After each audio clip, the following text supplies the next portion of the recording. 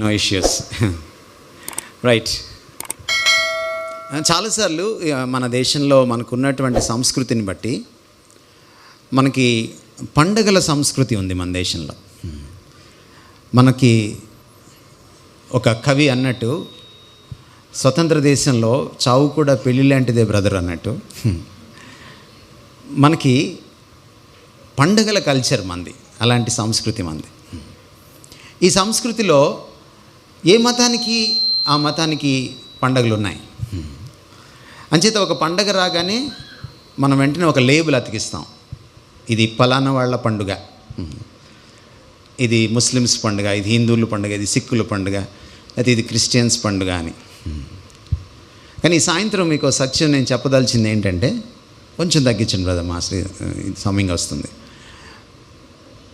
ఈ క్రిస్మస్ అనేది ఒక మతానికి, ఒక కులానికి, ఒక దేశానికి, ఒక జాతికి పరిమితమైన పండుగ కాదు ఇది. ఇందాక అదే రవి గారు చెప్తున్నారు. ఈ సత్యవేదంలో అనౌన్స్మెంట్ ఏముందంటే, ప్రజలందరికీ, సర్వజనులకు ఇది సంతోషకరమైన పండగ. నేను ముగించేలోపు, స్టేజ్ దిగేలోపు నేను చెప్పింది ఎంత లాజికలో మీకు అర్థమవుతుంది. So this is not confined to Christianity are a particular religion. ఇది మొదట మనం అర్థం చేసుకోవాలి. మీరందరూ చాలా, అంటే మీరు ఈ స్థాయికి వచ్చారంటేనే మీరు ఎన్నో ఇంటర్వ్యూలు దాటుకొని, ఎన్నో అంటే టెస్ట్లు దాటుకొని, స్క్రూటినీస్ దాటుకొని, మీ అనలిటికల్ పవర్ని, మీ లాజికల్ కెపాసిటీని, మీ ప్రాబ్లమ్ సాల్వింగ్ స్కిల్స్ని చూపించుకొని ఇక్కడికి వచ్చి ఉంటారు మీరు. కాబట్టి ఈ రాత్రి కూడా మీ ఆ అనలిటికల్ స్కిల్స్ని, ప్రాబ్లమ్ సాల్వింగ్ స్కిల్స్ని, మీ కెపాసిటీస్, మైండ్ కెపాసిటీస్ని, ఫ్యాకల్టీస్ని ఉపయోగించాలని నేను కోరుతున్నాను. నేను చెప్పేవి కొన్ని మీకు వింతగా తోచచ్చు, కొన్నిసార్లు మీరు విభేదించవచ్చు కూడా. You are most welcome. మీరు ఒకవేళ విభేదిస్తే నాతోటి, I love you, most welcome. But the point is, మనం దేనైనా తిరస్కరించాలన్నా, విభేదించాలన్నా ముందు టేస్ట్ చేయాలి. మీరు ఒక హోటల్కి వెళ్తే ఇది బాగాలేదు అని చెప్పాలంటే ముందు టేస్ట్ చేయాలి. సో అందుకని మీరు చివరిదాకా నన్ను వినాలి. Even to reject what I said. I think నా లాజిక్ మీకు అర్థమైంది అనుకుంటున్నాను. రెండవది ఏంటంటే, మీరు లాజికల్గా, న్యాచురల్గానే ఆలోచిస్తారు కాబట్టి, నేను మాట్లాడుతున్నప్పుడల్లా మీరు అనలిటికల్గా, లాజికల్గా think along with me. If you feel anything illogical, you can catch me. ఈ నా సర్మన్ అయిపోయిన తర్వాత you can rise on your foot and you can ask a question. I welcome you. నేను రవి గారికి ఆల్రెడీ పర్మిషన్ అడిగాను, మీరు నన్ను ప్రశ్నించవచ్చు. కాబట్టి మీ రిజెక్షన్ కానీ, మీ విభేదం కానీ కూడా లాజికల్గానే ఉండాలి. ఒకవేళ నేను చెప్పేది సత్యము అయితే రిజెక్ట్ చేయడం మంచిది కాదు. You will be blessed if you accept it. ఎందుకంటే మన ఉపనిషత్తులో ఉంది, సత్యమేవ జయతే. సత్యం ఒక్కటే జయిస్తుంది, ఏవా ఒక్కటే జయిస్తుంది. కనుక సత్యం నా దగ్గర ఉంటే, సత్యాన్ని నేను పట్టుకుంటే, సత్యాన్ని నా సొంతం చేసుకుంటే నాకు గెలిపే ఉంటుంది. అంచేత సత్యం నుంచి ఎప్పుడు మనం దూరంగా జరగకూడదు. మరొక విషయం ఏంటంటే, బిఫోర్ ఐ స్టార్ట్, మీరు విశాల దృక్పథంతో కూర్చోండి. You need an open mind to understand truth. ఆ ట్రూత్ ఒక సైన్స్లో ఉన్నా, ఎకడమిక్స్లో ఉన్నా, ఇంకెక్కడైనా ఒక క్రిమినాలజీలో ఉన్నా, ఒక ఇన్వెస్టిగేషన్లో ఉన్నా, లేక ఒక మతంలో ఉన్నా, ఒక ఫిలాసఫీలో ఉన్నా, to understand truth one needs an open mind. అది చాలా అవసరం. Somebody said like this, mind is like a parachute. It cannot work until it opens. Parachute ఒకవేళ వేసుకొని కిందకి దూకేసిన తర్వాత అది వర్క్ అవ్వాలంటే ఓపెన్ అవ్వాలి. ఓపెన్ అవ్వకపోతే వర్క్ అవ్వదు. మైండ్ కూడా ట్రూత్ విషయంలో ఎప్పుడు వర్క్ అవుతుందంటే you need an open mind. So I beg that you need to SIT with an open mind. మనకి ఇప్పటికే చాలా ప్రీఆక్యుపైడ్ నోషన్స్ ఉంటాయి, పూర్వాభిప్రాయాలు ఉంటాయి మనకి, తప్పేం లేదు అందులో. We can all have opinions, but opinions are to be checked with facts and they need to be analyzed logically. So తప్పకుండా మీరు నాతో సహకరిస్తారని, ఇతరులతో మాట్లాడడం కంటే మీతో మాట్లాడడం నాకు చాలా సులభంగా ఉంటుంది. It's like A cake walk. ఎందుకంటే మీకు అన్నీ అంత ఎక్కువ ఎక్స్ప్లెయిన్ చేయక్కర్లేదు, మీరిట్టే దాన్ని అర్థం చేసుకోగలరు. క్రిస్మస్ అన్నది ఒక మతానికి, కులానికి, లేకపోతే ఒక దేశానికి, లేకపోతే ఒక జాతికి సంబంధించిన పండగ కాదని నేను ఆరంభించాను. And I reiterate that. ఎందుకంటే Christmas is a story of avatara. Avatara 2 వచ్చింది ఇదే టైంలో. సో దెర్ ఈజ్ నో అవతార 2 as far as Christmas is concern. అవతార అని ఎందుకు వచ్చింది దానికి పేరంటే, తార అంటే ఎక్కడో సుదూర తీరంలో లక్షల లైట్ ఇయర్స్ దూరంలో మనకు ఉంటుంది అది. ఆ స్టార్ దిగి రావడం అన్నమాట. But God is not a star, is more than A star. కానీ మనం అవతారం అని దానికి పేరు పెట్టాం, అది నానుడిలోకి వచ్చేసింది. నిజానికి దానికి ఏం పెట్టాలంటే అవదైవం అని పెట్టాలి. That's the right word for incarnation. అంటే మనకి తెలుగు బాగా వచ్చు, ఈ తెలుగు మనకేమీ అర్థం కాని తెలుగు ఏం కాదు. అవరోహణం ఆరోహణం అంటాం, లెక్కల్లో అంటాం, మ్యూజిక్ వచ్చిన వాళ్ళు మ్యూజిక్లో కూడా అంటారు అవరోహణం ఆరోహణం. కిందకి దిగితే అవరోహణం, పైకి ఎక్కితే ఆరోహణం. నా దేవుడు దిగి వచ్చాడు, దాన్ని అవతారం అన్నారు. As simple as that. So Christmas is a story of అవతార. And that is the greatest story ever told, ever happened on the planet Earth or in the history of mankind. Neel Armstrong ఒక టీంని తీసుకొని first moon మీదకి వెళ్ళాడు 1960s. అక్కడ moon మీద నడవడం చాలా గొప్ప అనుకున్నారు అప్పట్లో. ఆ తర్వాత జేమ్స్ ఇర్విన్ ఇంకొక కాస్మోనాట్ ఇంకొక టీంని తీసుకొని వెళ్ళాడు. ఈసారి నడవడం కాదు, జీపే నడిపేశాడు. అండ్ ఆ వీడియోస్ని నేను కాలేజీలో ఉన్నప్పుడు ఇలాంటి ఒక క్రిస్మస్ ఫంక్షన్లో చూపించాడు James Irwin. And I shook his hand. I had a privilege of shaking his hand. I met him. James Irwin ఈ కాస్మోనాట్ ఒక అద్భుతమైన మాట అన్నాడు 20 years బ్యాక్, నాకు ఇంకా గుర్తుంది. ఆయన ఏమనంటే, when man landed on the moon everybody thought that was the greatest event of the history of mankind. No, the greatest event of the history of mankind is not man landing on the moon, but God the Creator landing on the planet Earth is the greatest event of the history of mankind annadu. Now you think about this. Oka cosmonaut, oka scientist cheppina maata. So దేవుడు ఇక్కడికి దిగిరావడం అనేది నిజంగా పండగ. నిజంగా పండగ. Hostel నుంచి అమ్మ ఇంటికి వస్తే పండగ కదా. 6 నెలల తర్వాత అమ్మ హాస్టల్కి వస్తే పండగ. కానీ ఎన్నో సంవత్సరాలుగా, వేల సంవత్సరాలుగా మనిషి వెతికి వెతికి వెతికి వెతికి వేసారిపోయి దేవుణ్ణి తెలుసుకోలేనప్పుడు దేవుడు దిగి వస్తే ఎంత పండుగ. How great was the celebration. అలాంటి పండుగ ఇది.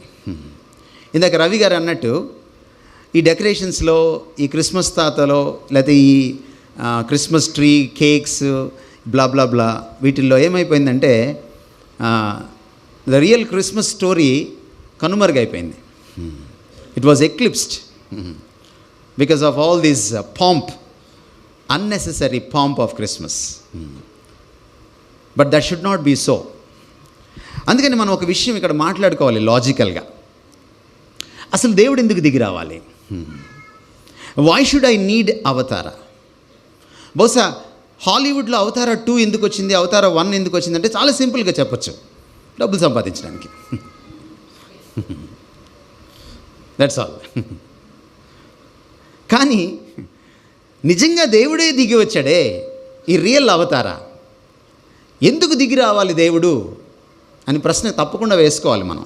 మీకు అందరికీ తెలుసు, ప్రశ్నలు ఆలోచింపచేస్తాయి, ప్రశ్నలు మనకి సత్యాల్ని బోధపరుస్తాయి. మనం రైట్ క్వశ్చన్స్ రైట్ టైంలో రైజ్ చేసినప్పుడు యూ విల్ రీచ్ ట్రూత్.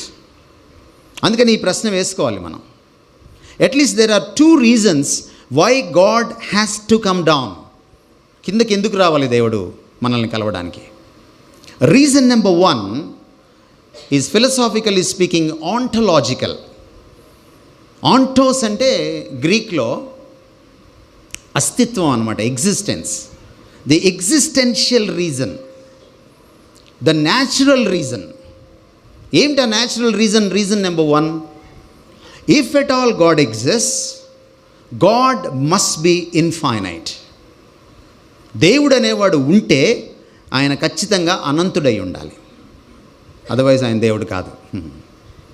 మనలాంటి పరిమితుడు దేవుడు అవడు. ఇది ఏ మతమైనా ఒప్పుకుంటుంది, సనాతన ధర్మం కూడా ఒప్పుకుంటుంది, ఇస్లాం కూడా ఒప్పుకుంటుంది, సిక్కిజం ఒప్పుకుంటుంది, దేవుణ్ణి ఒప్పుకుండే ప్రతి మతం ఒప్పుకుంటుంది. God if he is there, he must be infinite. Now infinite దేవుణ్ణి మనం ఎలా రీచ్ అవ్వగలం? ఒకవేళ దేవుడు మిమ్మల్ని నన్ను సృష్టించుంటే ఆయన్ని తెలుసుకోకుండా we cannot have meaning in life. This life ఎలా ఉంటుందంటే, చిన్నప్పుడే పుట్టంగానే ఎవరైనా ఎత్తుకెళ్ళిపోతే ఒక బిడ్డని, తల్లి లేకుండా పెరిగితే ఎలా ఉంటుందో వాడి లైఫ్ అలా ఉంటుంది.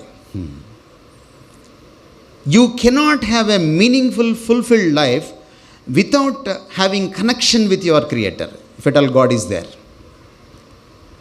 అందుకే జీకే చెస్టర్టన్ అనేటువంటి ఒక ఇంటలెక్చువల్ ఏమన్నాడంటే, మనం సూర్యుడిని ప్రత్యక్షంగా చూడలేం, కానీ సూర్యుడు లేకుండా దేన్ని చూడలేం. ఆయన స్టేట్మెంట్ ఆపలేదు. 3rd లైన్లో ఏమన్నాడంటే, ఎవడు దేవుణ్ణి ప్రత్యక్షంగా చూడలేడు, కానీ దేవుడు లేకుండా దేన్ని సరిగా అర్థం చేసుకోలేడు. ఈరోజు మీరు కెరియర్ పరంగా ఇంత సాధించినా కూడా మీ లైఫ్లో ఇంకా సో మెనీ క్వశ్చన్స్కి మీరు ఆన్సర్ ఇవ్వలేని పరిస్థితి. We all know that the shallowness of our life. కారణం ఏంటంటే, unless human being is connected with its creator or his or her creator, there cannot be meaning in life. మరి ఎలా వెళ్తాం ఈ దేవుడి దగ్గరికి? మనం ఎట్లా వెళ్తాం?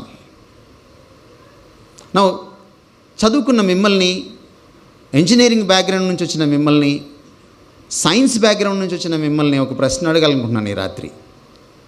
If God is infinite, who am I? Who is the human being? We are finite. మనం చాలా అన్లిమిటెడ్ కావాలనుకుంటాం కదా. మనం రీఛార్జ్ చేసేటప్పుడు అన్లిమిటెడ్ కావాలి మనకి. ఈ మధ్య అన్లిమిటెడ్ పోయి హీరో అన్లిమిటెడ్ వచ్చింది. నిజంగా మనకి అన్లిమిటెడ్ అవసరం అంటారా? లిమిటెడ్ హ్యూమన్ బీయింగ్కి అన్లిమిటెడ్ ఇస్తే ఏమవుతుంది తెలుసా? చచ్చి కూర్చుంటాడు అంతే. ఒక 100 కేజీలు పట్టే బస్తాలో 200 కేజీలు బియ్యం పోయండి, కుక్కండి, ఏమవుతుంది? లైఫ్ కూడా ఎంత అయిపోతుంది. మనకి దేవుడు దొరక్క ఈ వ్యాక్యూమ్ని ఫిల్ చేసుకోవడానికి మనం ఏం చేస్తున్నామంటే, అన్లిమిటెడ్ ప్లెజర్స్ అందులో కుక్కుతున్నాం, అన్లిమిటెడ్ ఫ్రీడమ్ని కోరుకుంటున్నాం. ఏమవుతుంది ఒక రోజున? You will be a worn out person. Wreck అయిపోతుంది లైఫ్. మనందరికీ తెలుసు వీఆర్ ఫైనైట్ అని. We have a beginning and we have an end. ఇన్ఫినిట్కి బిగినింగ్ ఉండదు, ఎండ్ ఉండదు. మీరు చిన్నప్పుడే రియల్ లైన్ చూసుంటారు లెక్కల్లో, -∞ +∞ మధ్యలో 0. That is a linear infinity. But God, if at all he is there, he is infinitely infinite. He is infinite dimension ఉన్న, each డైమెన్షన్లో infinite. That's mind boggling. That's God. Now my question to you is, ఈ infinite దేవుణ్ణి ఈ finite మనిషి, అతను ఏ మతస్థుడైనా, ఏ కులస్థుడైనా, ఏ దేశస్థుడైనా ఎలా reach అవుతాడు? ఇది నాకు I'm not comfortable brother, sorry. ఆయన ఎలా రీచ్ అవుతాడు? మనిషి ఎలా రీచ్ అవుతాడు దేవుణ్ణి? నా ఇప్పుడు మీరు నాకు చెప్పాలి జవాబు. What is the gap between finite and infinite?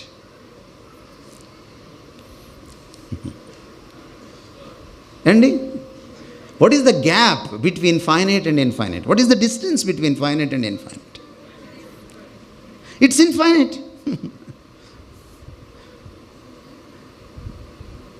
Now, can finite human being cross the infinite gulf between God and man?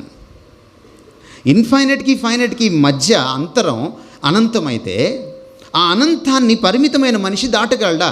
Can finite cross the infinite gulf? No, he cannot. ఇన్ని మతాలు ఎందుకు పుట్టాయి తెలుసా? ఈ రాత్రి మీకు జవాబు చెప్తాను.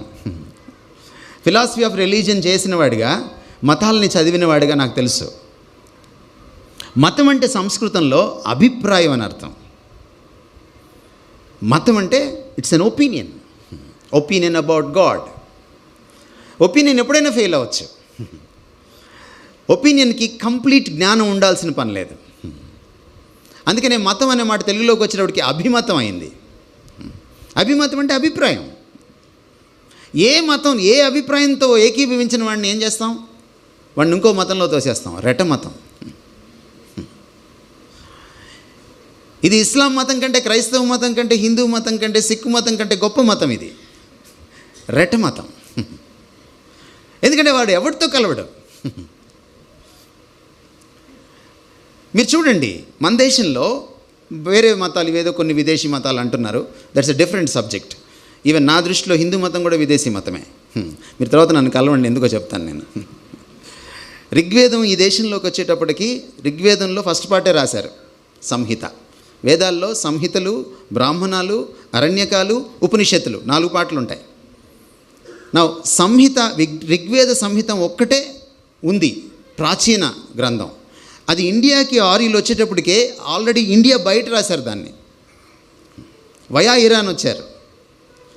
నా ఇండియాలో రాయలేదు ఋగ్వేదంలో first part. So in that sense మీరే ఆలోచన చేసుకోండి. నేను చెప్పింది కరెక్టో కాదో మీరు తర్వాత లైబ్రరీకి వెళ్ళి వెరిఫై చేసుకోండి. దాన్ని పక్కన పెడదాం. విదేశీ మతమా స్వదేశీ మతమా పక్కన పెడదాం. మన దేశంలో మతాలని మీరు తీసుకుంటే ఎంత భిన్నత్వం, ఎంత విరుద్ధత, ఎంత కాంట్రడిక్షన్ కనపడుతుందో మీరు చూడండి.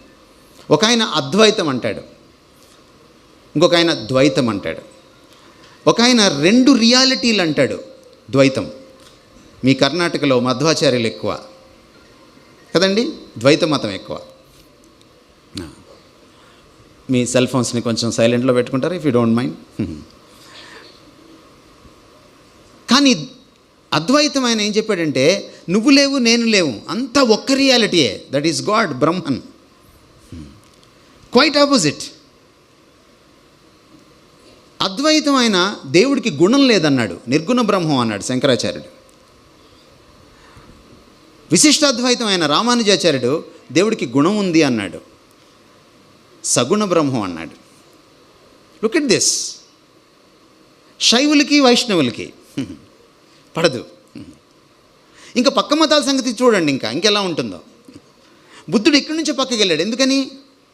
ఏకీభవించలేక. జైనుడు ఇక్కడి నుంచే పక్కకి వెళ్ళాడు, ఎందుకని? ఏకీభవించలేక. నానక్ ఇక్కడి నుంచే పక్కకి వెళ్ళాడు, ఎందుకని? ఏకీభవించలేక. మతంతో వచ్చిన సమస్య అది. ఈ రాత్రి మనం మతానికి అతీతంగా ఆలోచించాలి దేవుణ్ణి. మతంతో ఇదే ప్రాబ్లం వస్తుంది. ఎందుకు వస్తుంది ఈ క్లాష్? మీరు ఎక్కడికైనా ప్రపంచంలో వెళ్ళి చూడండి. ఫిజిక్స్లో ఒక లా మారుతుందా? కెమిస్ట్రీలో ఒక లా మారుతుందా? చాలా సింపుల్గా మాట్లాడతాను. 2 + 2 = 4. సత్యమేనా అది? It's a mathematical truth. ఇది ఒక మ్యాథ్స్కే కాదు, బయట బిజినెస్ చేసుకునేవాడికి కూడా ఈ ట్రూత్ కావాలి కదా. బైనరీ ఆపరేషన్ చేసిన మీకు కూడా ఈ ట్రూత్ కావాలి. Yes or no? మీరు 2 నెంబర్లతోటే చేస్తారు కంప్యూటర్ అంతా, కానీ బైనరీ ఆపరేషన్ చేసే వాళ్ళకి కూడా ఈ ట్రూత్ అవసరం. నేను ఈరోజు రాత్రి అడిగే ప్రశ్న ఏంటంటే, ఈ 2 2s are 4 క్రిస్టియన్స్ కోటి, హిందూస్ కోటి, ముస్లిమ్స్ కోటి, సిక్స్కి ఒకటి, ద్వైత కోటి, అద్వైత కోటి, విశిష్ట అద్వైత కోటి, శైవం కోటి, వైష్ణవం కోటి ఉంటుందా? నో, నెవర్, ఉండదు. మరి దీంట్లో భేదాభిప్రాయం రానప్పుడు దేవుడి దగ్గరికి వచ్చేటప్పటికి ఇన్ని అభిప్రాయాలు, ఇన్ని మతాలు ఎందుకు వచ్చాయి? ఎందుకు వచ్చాయంటే, నేను అంగారకుడిని అర్థం చేసుకోగలను, కానీ అనంతమైన దేవుడిని అర్థం చేసుకోలేను. ఎందుకంటే అంగారకుడిని రీచ్ అవ్వగలను, అనంతమైన దేవుడిని రీచ్ అవ్వలేను. ఎందుకంటే అంగారకుడు అనంతం కాదు. I can understand. దేవుడు అనంతుడు కాబట్టే మనకి పిచ్చెక్కి అర్థం కాక ఏదో ఒక టైంలో ఏదో ఒక పాయింట్కి సెటిల్ అయిపోయాం మనం అన్నప్పుడు మనుషులందరి గురించి మాట్లాడుతున్నాను నేను, భారతీయులందరి గురించి మాట్లాడుతున్నాను, ప్రపంచంలో అన్ని మతస్థుల గురించి మాట్లాడుతున్నాను నేను. God cannot be understood unless he comes down and tell me who he is. ఆయన కిందకి దిగి వచ్చి ఆయన ఎవరో చెబితే కానీ నాకు అర్థం కాదు. నువ్వు తపస్సు చెయ్యి, నువ్వు నమాజు చెయ్యి, నువ్వు ఇంకేదో చెయ్యి, పొర్లుడు దండాలు పెట్టు, మోచెప్పులు అరిగిపోయేలాగా భగవంతుడికి ప్రాణమిల్లు, సాష్టాంగ నమస్కారం చెయ్యి, గుడికెళ్ళు, మసీదుకెళ్ళు, దేవాలయంకెళ్ళు. But you can't understand God. నా భగవద్గీతలో ఒక శ్లోకం మీకోసం నేను చదువుతున్నాను. 11వ అధ్యాయం 53వ వచనం. నా అహం న వేదేర నా తపస్ న ధనేన నా సజ్జాయ శక్య ఏవం విదో దృష్టవం అసిమాం యత. నువ్వు ఏమైనా చెయ్యి, తపస్సులు చెయ్యి, దాన ధర్మాలు చెయ్యి, వేదాలు చదువు, నా వేదేరా, నువ్వు వేదాలు చదువు, మత గ్రంథాలు చదువు, పుణ్యకార్యాలు చెయ్యి, తలకిందులుగా తపస్సు చెయ్యి, నువ్వు భగవంతుడిని సాక్షాత్కారం చేసుకోలేవు. సత్యవేదంలో మాట కూడా చదువుతున్నాను. ఎవడు ఎప్పుడు దేవుణ్ణి చూచి ఉండలేదు. క్రిస్మస్ రోజున ఆ క్రీస్తే మనందరికీ దేవుణ్ణి చూపించడానికి వచ్చాడు, అద్వితీయ కుమారుడు. నా ఎందుకు రావాలి దేవుడు? ఎందుకు రావాలంటే ఆయన రాకపోతే మనం ఆయన్ని అర్థం చేసుకోలేము. ఆయన్ని అర్థం చేసుకోలేకపోతే మనల్ని మనం అర్థం చేసుకోలేము. మన జీవితాన్ని మనం నిండుదనంతో నింపుకోలేము. It cannot be a fulfilled life. అందుకనే అవతారం అత్యవసరం. అవతార్ 1, అవతార్ 2 తీసినా తీయకపోయినా మనకేం కాదు. కాకపోతే నిర్మాతకు డబ్బులు రావంతే. బట్ ఈ అవతార్ లేకపోతే మనకి దిక్కు లేదు. దేవుణ్ణి తెలుసుకోవడానికి ఇక దిక్కే లేదు. Only God has to come down and cross that infinite Gulf. ఆ అనంతమైన మధ్య దూరాన్ని దాటి మన దగ్గరికి వచ్చి మనల్ని పరిచయం చేసుకోవాలి. నౌ ది సెకండ్ క్వశ్చన్ ఏంటంటే, ఈయనే అవతారం అని ఎలా తెలుసు? అది సెకండ్ క్వశ్చన్. ఆ క్వశ్చన్ని నేను నా మెసేజ్ ముగించేలోపు మీకు చెప్తాను. You will understand the second reason for avatara. దేవుడు ఎందుకు రావాలి కిందికి అంటే, the second reason is a moral reason, not a natural reason, not an existential reason, not an ontological reason, but also a moral reason. దేవుడు అనేవాడు ఉంటే ఆయన అనంతుడు మాత్రమే కాదు, ఆయన పరమ పవిత్రుడు. అండ్ మనకందరికీ తెలుసు, మనందరికీ బలహీనతలు ఉన్నాయి. నాకు ఒక్క బలహీనత కూడా లేదు, నాకు 100% సెల్ఫ్ కంట్రోల్ ఉన్నది అనేటువంటి మిస్టర్ పర్ఫెక్ట్ ప్రభాస్ ఎవరైనా ఉంటే లేచి నిలబడచ్చు.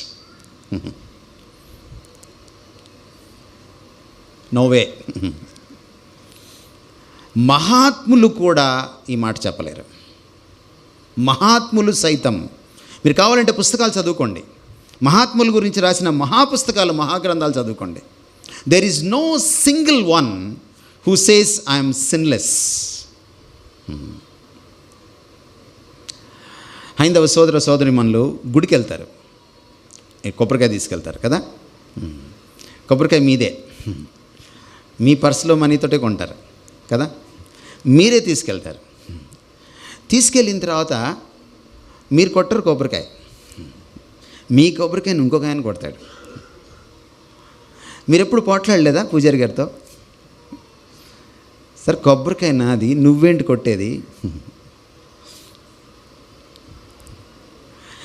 నువ్వు గుడికి వెళ్తావు, గుడి మెట్లు ఎక్కుతావు, గర్భగుడి దాకా వెళ్తావు, ఆ తర్వాత ఆగిపోతావు. నీ చేతిలో కొబ్బరికాయ ఆయన తీసుకొని వెళ్ళి దేవుడికి దేవతకి కొడతాడు. What do you understand? What do you understand? There is a gap between God and you. ఈ అపవిత్రమైన మనిషి ఆ పవిత్రమైన దైవ సన్నిధిలో కొబ్బరికాయ కొట్టడానికి అనర్హుడు. You and I are not eligible. మనం కొన్నిసార్లు ఆలోచించకుండా చేసేస్తాం కదా చాలా విషయాలు. అందుకని ఈ రాత్రి మిమ్మల్ని ఆలోచించమంటున్నాను అంతే. There is a gap, a moral gap. మళ్ళీ నువ్వు పునీతుడు అయితే తప్ప, పునీతురాలు అయితే తప్ప నా అంతటి నేను వెళ్ళి దేవుడికి మొక్కలేను, దేవుడిని తాకలేను. That's the reason. క్రైస్తవులు చాలాసార్లు సువార్త చెప్పేటప్పుడు పాపులు పాపులు అంటుంటే చాలా పాపులర్ అయిపోయింది ఆ వర్డ్ కదా, పాపులు పాపులు అనేమాట. అండ్ చాలామందికి నచ్చదు అది. ఈ సత్యవేదం ఒక్క దాంట్లోనే లేదన్నమాట, ఏ భేదం లేదు, అందరూ పాపం చేశారు. నీతిమంతుడు లేడు, ఒక్కడు కూడా లేడు, దేవుడు తప్ప. That's what this book says, this holy book, సత్యవేదం చెప్తోంది.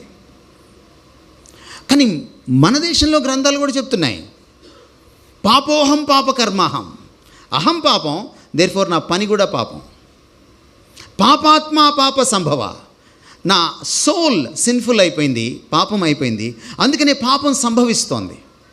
పాపం బయట నుంచి వచ్చి నన్ను తాకడం కాదు, నేను పాపంలోనే పుట్టాను. మీరు భగవద్గీత చదవండి, అందులో కూడా రాసింది, పుట్టుకతోడే జీవి పాపి. సత్యవేదంలో అంటాడు ఒక భక్తుడు, పాపములో నా తల్లి గర్భంలో ఉన్నప్పుడే నాలో పాపం ఉంది. My DNA has rotten with sin. అందుకనే నేను భగవంతుని డైరెక్ట్గా కలవలేను. మీరందరూ వెళ్ళిపోతారు కదా గుడి నుంచి. పూజారి గారిని ఎప్పుడైనా ఇంటర్వ్యూ చేయండి. పూజారి గారు తన కోసం కూడా ఆయన కొబ్బరికాయ కొడతాడో లేదో.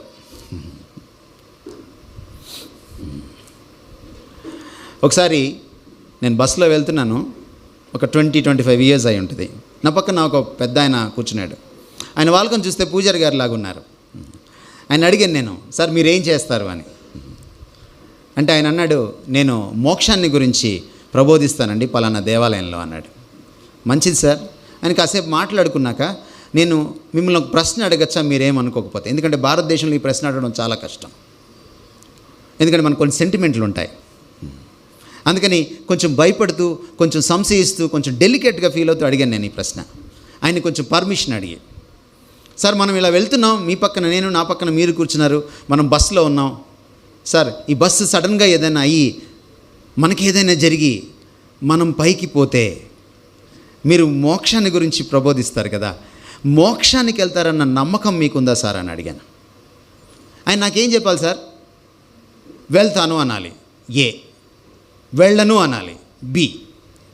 నాకు తెలీదు అనాలి, సి. ఆయన డి తీసుకున్నాడు, పైవేవీ కావు. ఆయన ఏమన్నాడు తెలుసా? ఒక ఫ్యూ సెకండ్స్ మౌనం వహించాడు. నేను ఆసక్తిగా ఎదురు చూస్తున్నాను ఆయన ఏం చెప్తారని. ఆయన నా వంక కూడా చూడలేదు. మంచి ఆజానుబాహుడు, దిట్టంగా ఉన్నాడు. జబడు పర్ఫెక్టు అన్నాడు. నేనేం అడిగాను ఆయన్ని? మోక్షంకి వెళ్తారా అని అడిగాను. ఆయన ఏం చెప్పాడు? ఎవడు పర్ఫెక్టు అన్నాడు. అవును సార్, మీరు చెప్పింది చాలా కరెక్ట్. Nobody is perfect. అందుకనే ఆ గ్యాప్ పూడాలంటే ఎవరు రావాలి తెలుసా? ఆ మిస్టర్ పర్ఫెక్ట్ దిగి రావాలి. ఒకే ఒక mister perfect, that is mister God. ఇది అవతారానికి రెండో రీజన్. కాబట్టి మళ్ళీ ప్రశ్న వచ్చింది, ఈయనే అవతారం అని ఎలా తెలుస్తుంది? మళ్ళీ ఈ క్వాలిటీ ఆయనలో కనపడాలి. Now I introduce Jesus Christ at this juncture. Now ఈయనేమన్నాడు? నేను అవతారాన్ని అనలేదు, నేను కూడా అవతారాన్ని అనలేదు, నేనే అన్నాడు. అక్కడికి వద్దాం మనం తర్వాత ఎందుకు అన్నాడు అన్నది. బట్ ఈయన విశిష్టత ఏమిటి? ఈయన ఎందుకు సర్వ మానవ లోకానికి పండగకు కారణమయ్యాడు? ఎందుకు ఈయన మతాలకు, కులాలకు, దేశాలకు, విదేశాలకు, కాలానికి అతీతంగా ఒక దేవుడిగా వెలిసిల్లుతున్నాడు? కారణం ఏంటి? మనం ఈ రాత్రి ఆలోచించాలి. మళ్ళీ I need your open minds and undivided attention. Reason number 1, యేసుక్రీస్తు వారి అవతారం యొక్క విశిష్టత మొదటిది ఏంటంటే ఆయనది సత్యావతారం. మీరు ఎప్పుడు అవతారం గురించి విన్నా మన దేశంలో లీలా అనే మాట కూడా వింటారు మీరు. భగవంతుడి లీలా. లీలా అంటే అమ్మాయి కాదు, లీలా అంటే ఇల్యూషన్, అంటే ఇట్స్ నాట్ రియల్ అని అర్థం అన్నమాట. అంటే భగవంతుడు ఇలా కనపడతాడు, ఏమిటబ్బా అనుకొని దగ్గరికి వెళ్ళి అర్థం చేసుకునే లోపే భగవంతుడు అంతర్ధానం అయిపోతాడు. మనకు అర్థం కానప్పుడల్లా మనం ఏమంటే భగవంతుడి లీలలు అంటాం మనం. భగవంతుడు అలా వచ్చి అలా అంతర్ధానం అయిపోయి రియాలిటీలోకి రాకుండా అలా ఒక డ్రీమ్ లాగా, ఒక ఇల్యూజన్ లాగా వచ్చేళ్తే నా సమస్య పరిష్కారం అవదు. ఎందుకంటే I am real, life is real, sin is real, death is real. ఎంత రియల్ కాకపోతే మరణం. మన పూర్వీకులు మృత్యోర్మ అమృతంగమయ అని ఆక్రోశిస్తూ ప్రార్థిస్తారు ముండకోపనిషత్తులో. ఎంత రియల్ కాకపోతే పాపం, మన పూర్వీకులు పాపోహం పాపకర్మాహం అని ఆక్రోశిస్తూ ప్రార్థన చేస్తారు. ఆ మాట అన్న తర్వాత మనువు ఏమన్నాడంటే 2వ అధ్యాయంలో, త్రాహిమాం కృపయా దేవా శరణాగత వత్సలే అన్యదా శరణం నాస్తి.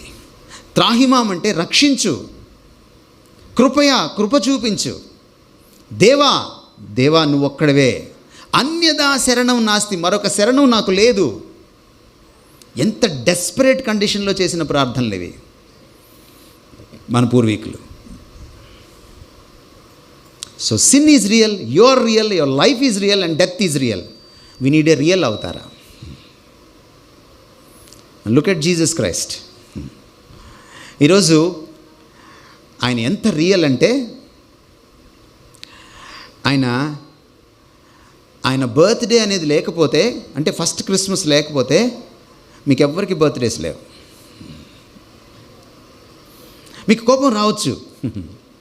ఈ మధ్య రాధా మనోహర్ దాస్ ఒక ఛాలెంజ్ విసిరాడు. డిసెంబర్ 25th కాదో తెలీదు, ఎప్పుడు పుట్టాడో తెలీదు, మీ దేవుడు ఆయన దేవుడా అన్నాడు. రాధా మనోహర్ దాస్ గారు తెలుసుకోవాల్సింది ఏంటంటే ఆయన పుట్టినరోజు కూడా యేసుప్రభు పుట్టినరోజు మీద ఆధారపడి ఉంది. రాధా మనోహర్ దాస్ గారి ఆధార్ కార్డు తీసుకొని మీరు చూడండి, దాంట్లో 1971 అని ఉంటుంది, లేకపోతే 1972 అని ఉంటుంది. 1972 అంటే యేసుప్రభు పుట్టిన దగ్గర నుంచి లెక్కెడితే 1972 సంవత్సరాలు అన్నమాట. మనకు స్వాతంత్రం ఎప్పుడు వచ్చింది? 1947. ఎట్లాగా రెఫరెన్స్ పాయింట్ ఉండాలి కదా. రెఫరెన్స్ పాయింట్ ఏంటి? యేసు ప్రభు వచ్చిన దగ్గర నుంచి, పుట్టిన దగ్గర నుంచి లెక్కెడితే 1947 సంవత్సరాలకి నాకు స్వాతంత్రం వచ్చింది. బుద్ధుడు 546 BC అన్నారు. ఎట్లా వచ్చింది? యేసు ప్రభు పుట్టిన దగ్గర నుంచి వెనక్కి లెక్కెడితే 546 ఇయర్స్కి బుద్ధుడు పుట్టాడు. That's it. Such a real Avatar. మీరు ఈ రోజున యేసుక్రీస్తు గురించి చెప్పబడిన ఈ పుస్తకాన్ని, దీని హిస్టారికల్ ఎవిడెన్స్ని, ఈరోజు చరిత్రలో ఉన్నటువంటి కొన్ని పేర్లు మీరు చెప్పొచ్చు. సీజర్ అగస్టస్, కాల్ మెగ్నే, లేకపోతే మొహమ్మద్, లేకపోతే బుద్ధ, లేకపోతే అలెగ్జాండర్, లేకపోతే కింగ్ పోరస్ పురుషోత్తముడు, లేకపోతే రాజరాజ చోళుడు, మీరు ఎవరి పేరైనా చెప్పుకోండి. వాళ్ళందరినీ ఓ పక్కన నించోబెట్టి వాళ్ళకున్న హిస్టారికల్ డాక్యుమెంటరీ ఎవిడెన్స్ ఒకదానిపైన ఒకటి పైలప్ చేయండి. ఆ రోజుల్లో చేతులతో రాసేవాళ్ళు హిస్టారియన్స్. ఆ మ్యానుస్క్రిప్ట్ ఎవిడెన్స్, డాక్యుమెంటరీ ఎవిడెన్స్ మీరు ఒకదానిపైన ఒకటి పెట్టండి. ఈ పోడియంకి మించి రాదు. రఫ్లీ 4 feet కంటే ఎక్కువ ఉండదు ఏ హిస్టారికల్ ఫిగర్కి కూడా. బట్ జీసస్ క్రైస్ట్ గురించి చెప్పబడినటువంటి ఈ పుస్తకానికి మీరు పైలప్ చేయండి అదేవిధంగా డాక్యుమెంటరీ ఎవిడెన్స్. 2.5 miles హైట్ వస్తుంది అది. You believe me or not. ఒక్క న్యూ టెస్టమెంట్కి కనీసం 1 mile హైట్ వస్తుంది. You believe me or not. And Jesus Christ గురించి ఇందులో ఏం రాయబడిందో అదే హిస్టారియన్స్ కూడా చెప్పారు. And they are not Christian historians, they are Jewish historians, Greek historians and Roman historians. There was Flavius Josephus, there was Tacitus, there was Thucydides, there was Pliny the Younger, and blah blah blah, etc. etc. Almost 10 historians talked about Jesus, and what they talked about Jesus matches with this Bible. What the Bible talks about Jesus. Bible ఏం చెప్తుందో యేసు ప్రభు గురించి వాళ్ళు చెప్పిన విషయాలతో match అవుతుంది. Such a real Avatar. మీరు real time అంటుంటారు కదా. You need a God of real time, not of virtual.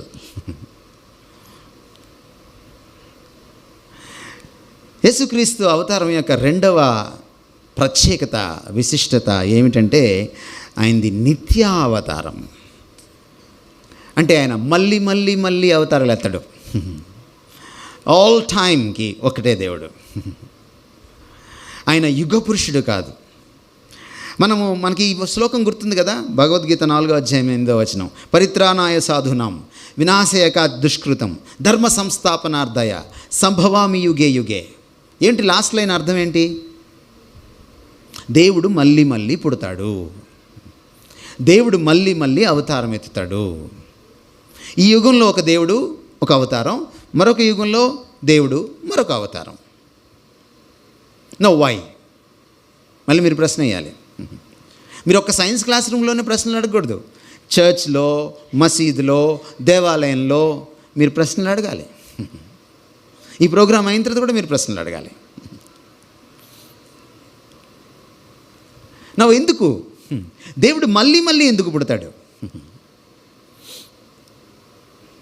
ఎందుకంటే ఈ అవతారం చాలదు ప్రాబ్లం సాల్వ్ చేయడానికి. కంప్యూటర్ చాలినప్పుడు సూపర్ కంప్యూటర్ వస్తుంది. యూ నీడ్ అంతకు మించినటువంటి ఒక సూపర్ అవతార కావాలి. అందుకని దేవుడు అన్ని అవతారాలు ఎత్తుతాడు. బట్ ఈయన ఒకే ఒక అవతారం ఎత్తాడు. మనం కాలానికి బందీలం. We are space time creatures.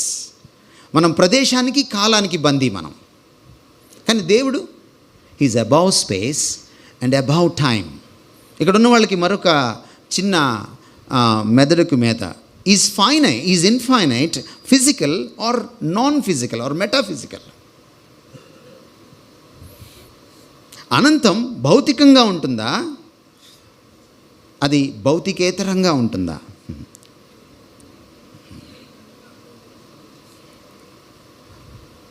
మీరు సైన్స్లోకి వెళ్ళి చూడండి కావాలంటే. ఎనర్జీలో ఈరోజు మనం ఏమంటున్నాం? హీట్ డెత్ అంటున్నామా? Laws of conservation of energy ఉన్నాయి కదా మనకి. నా సెకండ్ లా ఆఫ్ థెర్మోడైనమిక్స్ ఏం చెప్తుంది మనకి? హీట్ డెత్ అని చెప్తుంది కదా మనకి. దాన్ని బట్టి మీకు ఏం అర్థమవుతుంది? Energy is equal to matter కదా. ఇంతవరకు ఎనర్జీని ఎవరైనా డిఫైన్ చేశారా? ఎవరైనా చేశారా? చేయలే. మరి ఎవరు చేయలే ఎనర్జీని ఇంతవరకు ఎవరు డిఫైన్ చేయలే. మీరు ఎంతవరకు అర్థం చేసుకోగలరంటే energy is equivalent to matter. అంతవరకు మీరు అర్థం చేసుకోగలరు. Now if energy dies one day, if there is going to be a heat death according to second law of thermodynamics, then this universe matter is always finite. Infinite is above matter. ఆయన above matter అయినప్పుడు above time కూడా అవుతాడు. ఎందుకంటే time is a part and parcel of matter. Time is a fourth dimension. Space లేకపోతే time లేదు. మీరు Stephen Hawking's లాంటి వాళ్ళని, లేకపోతే కార్ల్ సాగన్ లాంటి వాళ్ళని, మీరు థియరిటికల్ ఫిజిసిస్ట్ని మీరు చదివితే మీకు ఈ రోజున మీకు అర్థమయ్యేది ఏంటంటే, టైం అండ్ స్పేస్ అంటే యూనివర్స్ ఎక్స్పాండ్ అయ్యేటప్పుడు, యూనివర్స్ 0 నుంచి ఇంత దాకా ఎక్స్పాండ్ అయ్యేటప్పుడు స్పేస్ అండ్ టైం ఈక్వల్గా ఎక్స్పాండ్ అవుతూ వస్తాయి. Time is a fourth dimension of space. Therefore, if at all God is there, if He is infinite, He must be above time. ఆయన time కంటే పెద్దవాడైనప్పుడు, ఆయన టైంలోకి వచ్చినప్పుడు ఏమవుతుంది? మీ అబ్బాయి బ్లేజర్ మీరు వేసుకుంటే ఏమవుతుంది? బ్లేజర్ చినిగిపోతుంది. అంతే. టైం కంటే పెద్ద దేవుడు టైంలోకి వస్తే ఏమవుతుంది? టైం చీలిపోతుంది. అందుకని క్రీస్తు పూర్వము క్రీస్తు శకం అని టైం చీలిపోయింది. That's the greatness of Christmas. ఈరోజున రిఫరెన్స్ పాయింట్ అయింది ప్రతి ఒక్కరికి. క్రీస్తును కాదనే వాళ్ళ బర్త్డే కూడా రిఫరెన్స్ పాయింట్ క్రీస్తే. క్రీస్తును ఒప్పుకోని వాళ్ళ బర్త్డేకి కూడా రిఫరెన్స్ పాయింట్ క్రీస్తే. మీరు ఇంకెవరైనా అవతార పురుషుని తీసుకొచ్చి ఆయన ఎప్పుడు వాడు అంటే రిఫరెన్స్ పాయింట్ క్రీస్తే.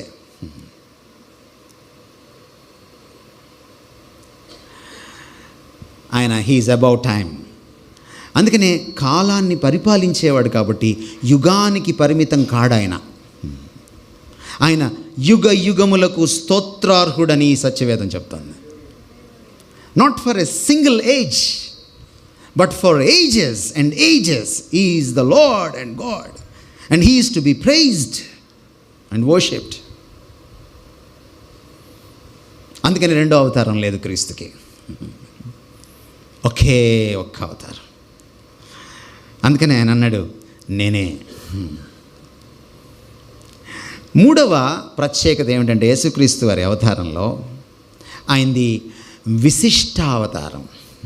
వశిష్టావతారం కాదు, విశిష్టావతారం. విశిష్టం అంటే ఏమిటంటే ప్రత్యేకం, ఎక్స్క్లూజివ్, యునిక్. యునిక్ అనే మాట కూడా సరిపోదు, ఇట్స్ ఎక్స్క్లూజివ్. అంటే everything else is excluded, the one and only.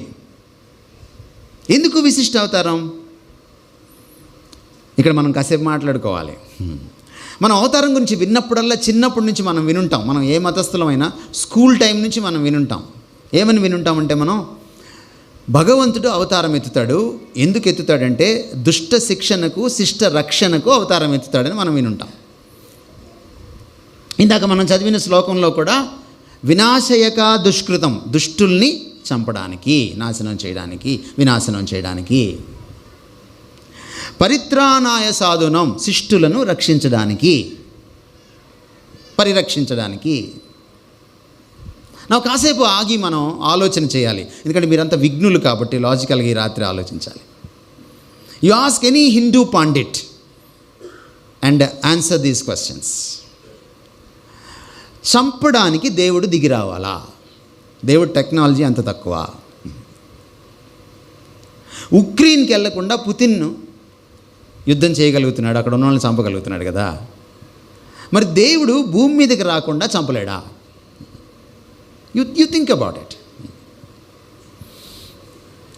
ఆఫ్ఘనిస్తాన్లో ఉన్న తాలిబాన్ టెర్రరిస్టుల్ని జార్జ్ బుష్ ఆఫ్ఘనిస్తాన్కి వెళ్ళి చంపాడా? వైట్ హౌస్లో కూర్చొని చంపాడు. Isn't God greater than Putin and George Bush? కాదంటారా?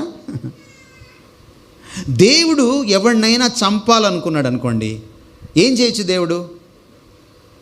మనం ఒకవేళ దేవుడికి ఐడియాలు ఇస్తే, మనకు అంత సీన్ ఉంటే తాతకు దగ్గులు నేర్పించినట్టు, ఓ పిడుగు మీద పడవచ్చు, ఓ పాము కాటేయచ్చు కదండి, ఓ డెంగ్యూ వ్యాధి రావచ్చు, ఓ కరోనా వచ్చిపోవచ్చు. ఎవడికో కోపం వచ్చి కత్తి తీసుకొని పడవచ్చు, ఓ రోడ్ యాక్సిడెంట్ అవ్వచ్చు,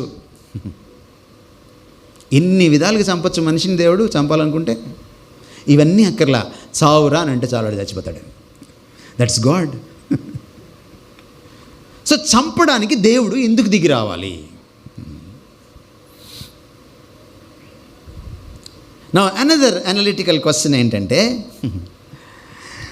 దేవుడు దుష్టుణ్ణి శిక్షించడానికి వస్తే నిజంగా దుష్టత్వం పోతుందా? దేవుడు ఒక విలన్ని చంపుతాడండి, మళ్ళీ విలన్ పుడతాడు. అప్పుడు మళ్ళీ దేవుడు ఏం చేయాలి? వాడిని కూడా చంపాలి. వాడిని చంపడం అంటే ఉంచండి, ఈయన కొత్త అవతారం ఎత్తాల్సి వస్తుంది. అవతారం సరిపోవట్లేదు. You think about this. ఈ ఆలోచనను మీరు ఆలోచన చేయండి. మీరు ఏకీభవించాల్సిన పని లేదు నేను చెప్పిన వాటితో. ఇది లాజికలా కాదా మీరు ఆలోచన చేయండి. నా ఇట్లా దేవుడు ఎంతకాలము సంభవామి యుగే యుగే, ఎంతకాలం పుడుతూ అవతారం ఎత్తుతూ మళ్ళీ వాడు కొత్త ప్లాన్ వేసుకొని వస్తాడు, మళ్ళీ ఇంకొక దుర్మార్గుడు పుడతాడు, మళ్ళీ దేవుడికి అవతారం సరిపోయి మళ్ళీ కొత్త అవతారం ఎత్తాడు. How long, how many times? Problem ఎప్పుడు సాల్వ్ అవుతుంది? మీరు ఇంజనీర్స్ కదా, మిమ్మల్ని ప్రశ్న అడుగుతాను. కంప్యూటర్కి వైరస్ పట్టిందనుకోండి, వైరస్ వచ్చిన ప్రతి కంప్యూటర్ని పగలగొడతారా, లేకపోతే వైరస్కి యాంటీ వైరల్ ఏదైనా ప్రోగ్రామ్ కనిపెడతారా? ఏమండి? అలా కనిపెట్టకపోతే మీరు సాఫ్ట్వేర్ ఇంజనీర్ అవరు. మీరు కంప్యూటర్కి వైరస్ రాగానే ఎత్తి దాన్ని 10 అంతస్తుల మీద నుంచి కింద వేసారనుకోండి రోడ్డు మీద, మీరు హార్డ్వేర్ ఇంజనీర్ అవుతారు తప్ప మీరు సాఫ్ట్వేర్ ఇంజనీర్ అవ్వరు. మరి దేవుడు పాపం చేసినోడిని చంపుకుంటా, పాపం చేసినోడిని చంపుకుంటా, పాపం చేసినోడిని చంపుకుంటా వెళ్ళాడు అనుకోండి, ఆయన దేవుడు అవడు. నా కంప్యూటర్ని అలాగే ఉంచి కంప్యూటర్ చెడిపోకుండా కంప్యూటర్ని వైరస్ ఫ్రీ చేయాలి. అది కదా సాఫ్ట్వేర్ ఇంజనీర్ గొప్పతనం. అంతేనా సార్? నేను తప్పు మాట్లాడుతున్నానా? సరే, డాక్టర్స్ దగ్గరికి వద్దాం. కరోనా వచ్చిందనుకోండి, కరోనా వచ్చిన వాళ్ళందరినీ ఒక అపార్ట్మెంట్లో పెట్టి జిన్పింగ్ లాగా అపార్ట్మెంట్ తగలబెట్టామనుకోండి, కరోనా పోతుందా? నో. మనిషిని బ్రతికించుతూ వైరస్ని చంపాలి, అప్పుడు కదా దేవుడి బాబు నువ్వు డాక్టర్ గారివి అంటారు. అంతేనా అనేది? మరి దేవుడు పాపాన్ని చంపడానికి పాపిని చంపేస్తే దేవుడు ఎట్లవుతాడు? మీరు ఆలోచించండి ఈ రాత్రి. సరే, ఇలా చంపుకుంటూ పోయాడు అనుకోండి, ఎంతమందిని చంపాలి మనుధర్మశాస్త్రం ప్రకారం? నేను ఒక మతాన్ని ఇంకో మతంతో నేను కంపేర్ చేయట్లేదు. ఒక మతంలో ఉన్న గ్రంథాన్ని ఆ మతంలో ఉన్న గ్రంథంతో నేను కంపేర్ చేస్తున్నాను. భగవద్గీతను నేను మనుధర్మశాస్త్రంతో కంపేర్ చేస్తున్నాను. I think I'm doing right. You agree with me? నా భగవంతుడి ఇలాగ చంపుకుంటూ వెళ్తే మనుధర్మశాస్త్రం ప్రకారం ప్రతి అహాన్ని చంపాలి, ప్రతి ఆత్మను చంపాలి, ప్రతి మనిషిని చంపాలి. ఇంకా రక్షించేది ఎప్పుడు? లోక కళ్యాణం ఎలా వస్తుంది? మనమే అంటాం కదా అవతారం లోక కళ్యాణం కోసమని. నెక్స్ట్ ఇంకేం మిగిలింది? శిష్టుల్ని రక్షించడం. మరి మంచోళ్ళని రక్షిద్దామంటే ఎవడైనా ఉన్నాడా మంచోడు? మనుధర్మశాస్త్రం ప్రకారం లేడు, బైబిల్ ప్రకారం కూడా లేడు, ఖురాన్ ప్రకారం కూడా లేడు. మరి ఎవరిని రక్షిస్తాడు? రక్షించడానికైతే దేవుడు రావాలి. ఎందుకంటే ఈత రాక మునిగిపోతున్న వాడిని మనం మెట్టు మీద నుంచొని కాలలాను చెయ్యిలాను పైకి వస్తావు అని కరస్పాండెన్స్ కోర్సులో ఈత నేర్పించలేము కదా. మనం దిగాలి, వాడు ఎక్కడ మునిగిపోతున్నాడో అక్కడ మనం కూడా మునగాలి, వాడిని జుట్టు పట్టుకొని పైకి తీసుకురావాలి. సో దేవుడు ఒకవేళ దిగి వస్తే శిక్షించడానికి రాకూడదండి, రక్షించడానికే రావాలి. యేసు ప్రభు ఒక్కడే నేను చంపడానికి రాలేదని చెప్పాడు, నేను రక్షించుటకు వచ్చాను అన్నాడు. నేను ఈ లోకమునకు తీర్పు తీర్చుటకు రాలేదు అన్నాడు, లోకాన్ని రక్షించడానికి వచ్చాను అన్నాడు. పాపము నుంచి, బలహీనత నుంచి, నరకం నుంచి, పాప శిక్ష నుంచి రక్షించడానికి వచ్చానని చెప్పుకున్నాడు. అందరూ చంపడానికి వస్తే ఈయన మన స్థానంలో చావడానికి వచ్చాడు. మన స్థానంలో చావడానికి వచ్చాడు.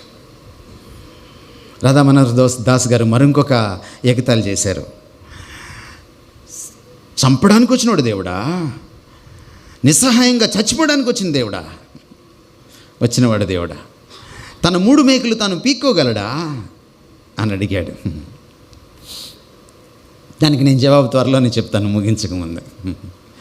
కానీ ఈ రోజున మనం ఒక విషయం అర్థం చేసుకోవాల్సింది ఏంటంటే, మన ధర్మం చెప్తుందండి, మన ధర్మం చెప్తుంది పాపం పోవాలంటే ప్రాణత్యాగం జరగాలి, రక్త తర్పణం జరగాలి. మళ్ళీ మీ గుడి దగ్గరికి వస్తున్నా, మీరు గుడికి కొబ్బరికాయ తీసుకెళ్తారు కదా, కొబ్బరికాయ గుడిలో కొడతారు కదా, గర్భగుడిలో కొడతారు కదా పూజారి గారు. మీరు ఇంట్లో కూడా కొబ్బరికాయ చాలాసార్లు కొడతారు కదా. మీరు ఇంట్లో కొట్టినప్పుడు కొబ్బరికాయ నీళ్ళు ఏం చేస్తారు? పట్టుకొని తాగుతారు కదా. గుళ్ళో కొట్టినప్పుడు ఎందుకని పట్టుకొని తాగరు?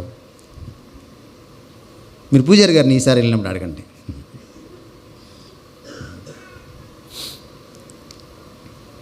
నా రెండో ప్రశ్న, కొబ్బరికాయ స్వచ్ఛమైన నీరు కదా, కొబ్బరికాయ కొట్టడం ఎందుకు? కిన్లే వాటర్ బాటిల్ కూడా కొట్టచ్చు కదా, ఎందుకు కొబ్బరికాయ ఒకటే కొడతాం? ఈసారి వెళ్ళినప్పుడు మళ్ళీ మీరు అడగండి, మీకు చాలా ఆసక్తికరమైన జవాబులు వస్తాయి పండితుల దగ్గర నుంచి. ఎందువల్లంటే అక్కడ తర్పణం జరగాలి, తడవాలి. కొబ్బరికాయ మరి రక్తం లేదా కొబ్బరికాయలో? ఒకప్పుడు రక్తం చిందించేవాళ్ళం, బుద్ధుడు వచ్చాక జీవహింస చేయకూడదని చెప్పాక మనం కూడా మార్చుకున్న మత సంస్కరణ జరిగింది భారతదేశంలో. జరిగి ఆ జీవహింస స్థానంలో, జంతు బలి స్థానంలో ఏమొచ్చిందంటే కొబ్బరికాయ వచ్చింది, కొబ్బరి బలి వచ్చిందన్నమాట. మీరు వేదాలు చదివితే వేదాల కాలంలో అజామేధ యాగం అంటే మేకల్ని బలి ఇచ్చేవాళ్ళు. అంతేకాదు అశ్వమేధ యాగం, అశ్వమేధం అంటే గుర్రాల్ని బలి ఇచ్చేవాళ్ళు. అంతేకాదు పురుషమేధ యాగం అంటే అహాన్ని బలి ఇచ్చేవాళ్ళు. కొన్ని అనాగరిక మతాల్లో, మన దేశంలో చాలా మతాలు ఉన్నాయి, ఒక ఆర్య మతాలే కాదు, స్థానిక మతాలు కూడా, మనకి అబారిజినల్ మన రిలీజియన్స్ కూడా మన దేశంలో ఉన్నాయి. అక్కడికి మీరు వెళ్ళి చూస్తే మనుషుల్ని బలి ఇవ్వడం కూడా ఉంది. మొన్న 200-300 సంవత్సరాల క్రితం మీరు కలకత్తాకి వెళ్తే, లేకపోతే బెంగాల్ రాష్ట్రానికి వెళ్తే, హుగ్లీ నదికి చిన్న బిడ్డల్ని, చంటి బిడ్డల్ని బలిచ్చేవాళ్ళు. ఎలా అంటే అక్కడ ఆ నది ఒడ్డున చెట్టుకి ఒక చీరకి బిడ్డని ఏలాడదీసి వెళ్ళిపోయేవాళ్ళు, నదికి బలిచ్చేసేవాళ్ళు, నదీ మాతకు. ఇవన్నీ చరిత్రే. బలి. అంతేకాదు గోమేధ యాగం, మేధ అంటే చంపడం, గోవుల్ని బలి ఇచ్చేవాళ్ళు. మీరు చదవండి శాస్త్రాలు కావాలంటే. ఎందుకు బలి ఇవ్వాలండి? బలి అంటే అర్థం ఏంటో తెలుసా? పక్కనోడు చేసిన దానికి ఇంకొకడు అనుభవిస్తే బలి. మీకు బాహుబలి ఒకటే తెలుసు, ఈ బలి కూడా తెలియాలి మీకు. అది ఈ బలి, ఆ బలి కాదు, ఇది పక్కనోడు బలి. కొన్నిసార్లు క్లాసులో జోకులు వేసుకుంటూ ఉంటాం, జోక్ వేసినోడేమో సీరియస్గా ఉంటాడు, టీచరు బోర్డు సైడ్ నుంచి చేతులకు తిరిగేటప్పటికి పక్కనోడు నవ్వుతుంటాడు, వాడు బలి. మీకు ఇప్పుడు అర్థమైంది కదా బలి అంటే. అంటే మనం చేసిన తప్పులకి మరొకరు బలి అవ్వాలి. మన శాస్త్రం ఒప్పుకుంటున్న విషయాలే ఇవి. బైబిల్ ఏం చెప్తుందో అవి మన శాస్త్రాలు ఒప్పుకుంటున్న విషయాలే. సర్వ పాపాలు పోవాలంటే రక్తం చిందించబడాలి. సర్వ పాప పరిహారం రక్త ప్రోక్షణం ఆవశ్యకం. సత్యవేదం ఏం చెప్తుందో చూడండి. సర్వం రక్తేన శుద్ధయతే, రక్తేన వినా క్షమ న లాభయతే. సంస్కృత బైబిల్లో చదువుతున్నాను నేను. సర్వం రక్తేన శుద్ధయతే, రక్తేన వినా క్షమ న లాభయతే. సర్వ పాప పరిహారం రక్త ప్రోక్షణం ఆవశ్యకం. ఎందువల్ల? ఏంటి దీంట్లో లాజిక్ ఏంటి? పాపం ఎప్పుడైతే సీన్లోకి ప్రవేశించిందో మరణం సీన్లోకి ప్రవేశించింది. అంటే పాపం వచ్చినప్పుడు ప్రాణం తోడేసింది, ప్రాణం పోయింది. మళ్ళీ ప్రాణం పెడితే తప్ప పాపం పోదు, రివర్స్ ప్రాసెస్ జరగాలి. ప్రాణం ఎక్కడుంటుంది? రక్తదానం, ప్రాణదానం అన్నాం, రక్తంలో ఉంటుంది. ఏ రక్తం పెట్టాలి? పాపోహం పాపకర్మాహం రక్తం కుదరదు. పుణ్యోహం పుణ్యకర్మహం, పుణ్యాత్మ, ఆ రక్తం పెట్టాలి. అందుకని వేదంలో ఏముందంటే సర్వపాప పరిహారం రక్త ప్రోక్షణం ఆవశ్యకం, తత్రక్తం పరమాత్మేణ, దేవుడిదై ఉండాలి. మరి దేవుడికి రక్తం, మాంసం, శరీరం ఉండదు కదా, అందుకే దేవుడు అవతారం ఎత్తాలి. ఇందాక నేను చెప్పాను రీజన్ అది. మనిషి పాపం చేశాడు కాబట్టి మానవ అవతారం ఎత్తాలి. దేవుడు జంతువుల అవతారం ఎత్తక్కర్లేదు, ఎందుకంటే అవి పాపం చేయలేదు, అవి వినైతిక జీవులు, ఎమోరల్ బీయింగ్స్. ఈ సింహానికి అస్సలు క్యారెక్టర్ లేదు అని ఇప్పుడు అంటారు మీరు? అనరు, కానీ మనిషికి అంటారు. ఈ సెల్ ఫోన్ చెడిపోయింది, బాగా క్యారెక్టర్ లేకుండా అయిపోయింది అని ఇప్పుడు అంటారా? అనరు మీరు. ఎమోరల్ బీయింగ్స్ ఇవి, ఎమోరల్ ఎగ్జిస్టెన్సెస్, ఎంటిటీస్ ఇవి. కానీ మనం మోరల్ బీయింగ్. మనం తప్పు చేసింది మనం కాబట్టి, పాపం చేసింది మనం కాబట్టి మన శరీరాన్ని భగవంతుడు ధరించాలి. తత్రక్తం పరమాత్మేన, పుణ్య పవిత్రమైన రక్తమై ఉండాలి. దానముగా ఇచ్చిందై ఉండాలి. బలియాగంగా ఇచ్చిందై ఉండాలి. Now who did this except Jesus? Who did this? క్రీస్తు తప్ప ఎవరు చేశారు దీన్ని? No one else. మీరు చరిత్రలో భూతద్దం వేసుకొని, టెలిస్కోప్ వేసుకొని వెతకండి, మీరు ఎంత పరిశోధన అన్న చేయండి. He stands alone. అందుకని ఆయనది విశిష్ట అవతారం, అంతేకాదు ఆయనది శిష్ట అవతారం. ఎందుకంటే ఈ భూమి మీద ఉన్నప్పుడు ఆయన శత్రువులను కూడా అడిగాడు, మీలో ఎవడైనా నాలో పాపం నిరూపించగలడా? యేసుప్రభు ఒక్క అబద్ధం ఆడినట్టు ఎవరైనా చెప్పగలరా? యేసుప్రభు ఒక్క తప్పుడు పని చేసినట్టు ఎప్పుడైనా చెప్పగలరా? యేసుప్రభు ఒక్క మోసం చేసినట్టు ఎప్పుడైనా చెప్పగలరా? No never. ఎందుకని ఈరోజు హైందవుల్లో, ముస్లిమ్స్లో, అనేక మతాల్లో ఆయనకి, ఈవెన్ కమ్యూనిస్టుల్లో కూడా ఆయనకి ఎందుకు అభిమానులు ఉన్నారు? మొన్న సర్వే చేస్తే 2వ మిలేనియం, అంటే 1000 AD నుంచి 2000 AD దాకా అత్యంత ప్రభావశీలుడైన వ్యక్తి ఎవరు? The most influential person in 1000 years ఎవరని తీసుకుంటే జీసస్ ఫస్ట్ వచ్చాడు ప్రపంచం మొత్తంలో. సెకండ్ వచ్చిన వాళ్ళకి జీసస్కి చాలా డిస్టెన్స్ ఉంది ఓటింగ్లో. సాధారణంగా సెకండ్ ఎలా వస్తుంది? 100 ఓట్లో, 200 ఓట్లో, 1000 ఓట్లో తేడా రావాలి, లక్షల ఓట్లు తేడా ఉంది. He stands apart. శిష్టావతారం, ఆయన నిజమైన పుణ్యావతారం.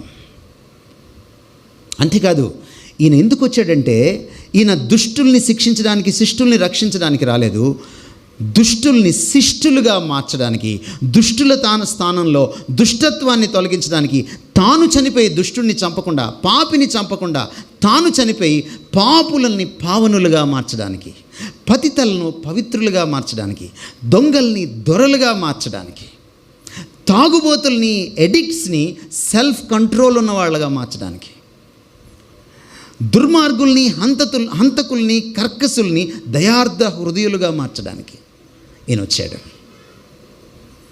ఆయన సొసైటీలో చేంజ్ తీసుకురావడానికి వచ్చాడు. యేసుక్రీస్తు గురించి చెప్తే మనం ఎందుకు టెన్షన్ పడుతున్నాం? ఆయన దేశాన్ని స్వస్థపరిచేవాడు, ఆయన దేశాన్ని ఉద్ధరించేవాడు, ఆయన దేశానికి ఆశీర్వచనం ఈ క్రీస్తు. మీరు ఆలోచన చేయండి, బ్రిటిష్ వాడు వచ్చిన తర్వాత మన దేశానికి ఎన్ని సంవత్సరాలకి స్వాతంత్రోద్యమం స్టార్ట్ అయింది? మీరు వెళ్ళి చదవండి, చరిత్రలోకి వెళ్ళి. ఎందుకు లేట్ అయింది స్వాతంత్రోద్యమం స్టార్ట్ అవ్వడానికి? ఎందుకంటే మనకు పాఠశాలలు లేవు, అందులో అన్ని కులాలు చదవడానికి లేదు, అమ్మాయిలు చదవడానికి లేదు. మన స్వాతంత్ర యోద్యమ సమర యోధుల్లో లేడీస్ కూడా ఉన్నారు, లేరంటారా? ఎట్లా, ఎందుకు లేట్ అయిందంటారు? మిషనరీలు రావడానికి లేట్ అయింది. వాళ్ళు వచ్చి స్కూల్స్ పెట్టాక, కాలేజీలు పెట్టాక అక్కడి నుంచి చదువుకున్నారు. బ్రిటిష్ వాడు ఒక టైంలో భారతదేశానికి స్వయం ప్రతిపత్తి ఇవ్వాలని చెప్పి బ్రిటిష్ పార్లమెంట్లో ఒక ఆలోచన వచ్చినప్పుడు, భారతీయులకి బ్రిటిష్ ప్రభుత్వంలో జాబ్స్ ఇవ్వాలనుకుంటే, ఒకనొక టైంలో స్వాతంత్రం రాకముందు there was no single graduate in India, there was no single Indian graduate in India. ఈరోజు మీరందరూ పీజీస్, డాక్టరేట్స్, పోస్ట్ డాక్టరేట్స్ నా బ్లెస్ చేయడానికే వచ్చారు వాళ్ళు. లెట్ దేర్ బి ఇండియా నేను పుస్తకం రాశారు మా గురువు గారు డాక్టర్ బాబు వర్గీస్ గారు. UN జనరల్ సెక్రటరీతో కలిసి బ్రేక్ఫాస్ట్ చేసేటువంటి మహానుభావుడు. ఒక థీసిస్ ప్రజెంట్ చేశారు, ఆయనకి డాక్టరేట్ ఇచ్చారు రీసెంట్గా. ఆ పుస్తకం మీకు ఎక్కడైనా దొరికితే చదవండి.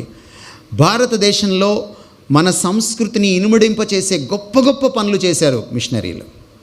సిపి బ్రౌన్ ఎవరు? ఆర్థర్ కాటన్ ఎవరు?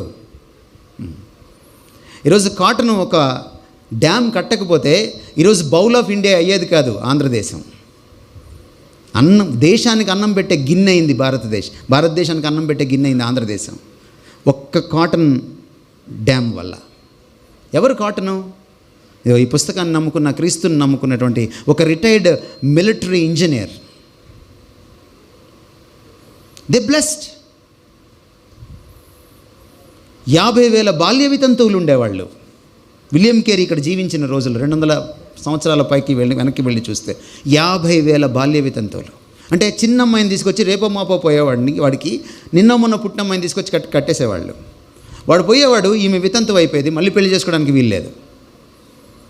కానీ ఆ బాల్య వివాహాలకి, వితంతువులకి, ఆ స్థితికి వ్యతిరేకంగా పోరాడింది పండిత రామాబాయి, ఒక బ్రాహ్మణ వనిత, మన దేశస్తురాలే, క్రీస్తుని తెలుసుకున్న తర్వాత.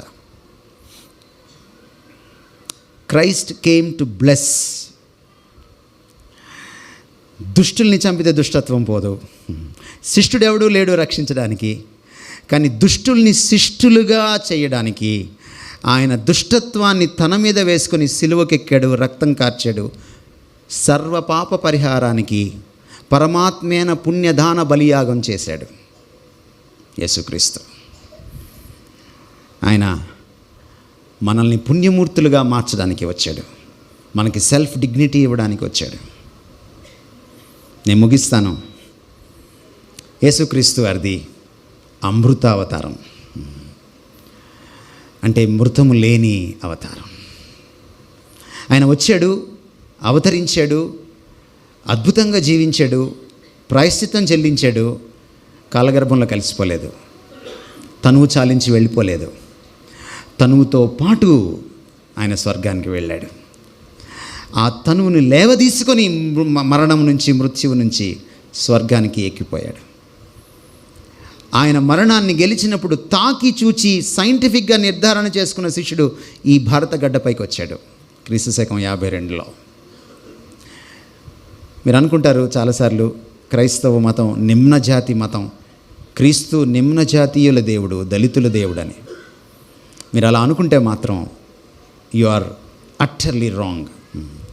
భారతదేశంలో మొట్టమొదటి కాన్వర్ట్స్ బ్రాహ్మిన్స్, నిష్ఠ కలిగిన బ్రాహ్మణ పుంగవులు, సంధ్య వారుస్తూ సూర్య నమస్కారం చేస్తున్నటువంటి బ్రాహ్మణ పుంగవులకు ఈ థామస్ సువార్త చెప్పినప్పుడు వాళ్ళు క్రీస్తును అంగీకరించారు. ఇప్పటికీ ఆ వర్గం క్రైస్తవం, మర్తోమా క్రైస్తవులు లక్షలాది మంది ప్రపంచంలో వ్యాపించి ఉన్నారు, కేరళైట్స్. ఈరోజు మీరు కేరళ రాష్ట్రానికి వెళ్తే క్రైస్తవం ఫార్వర్డ్ క్యాస్ట్ అక్కడ, because Brahmins were the first converts. అంతేకాదు, బ్రాహ్మలు మొట్టమొదట క్రీస్తుని స్వీకరించే సమయానికి గ్రేట్ బ్రిటన్ అనే కంట్రీ ప్రపంచ పటంలో లేదు. మీరు వెళ్ళి ఏ సోషల్ మాస్టర్నైనా అడగండి. అమెరికా అసలు లేదు, ఎందుకంటే కొలంబస్ పుట్టలేదు, అమెరికాను కనుక్కోలేదు. వాస్కోడిగామా పుట్టలేదు, ఇండియాని కనుక్కోలేదు, బ్రిటిష్ వాడు ఇక్కడికి రాలేదు.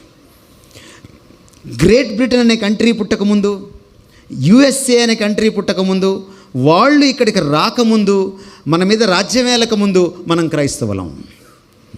వీఆర్ సీనియర్స్, మామూలు సీనియర్స్ కాదు, సూపర్ సీనియర్స్ మనం క్రైస్తవంలో. ఎందుకంటే మరణం గెలిచిన క్రీస్తును తాకి చూచిన వాడు ఇక్కడికి వచ్చాడు. ఆయన సమాధి ఇంకా ఉంది. మీరు చెన్నైకి వెళ్ళొచ్చు, మైలాపురంకి వెళ్ళొచ్చు.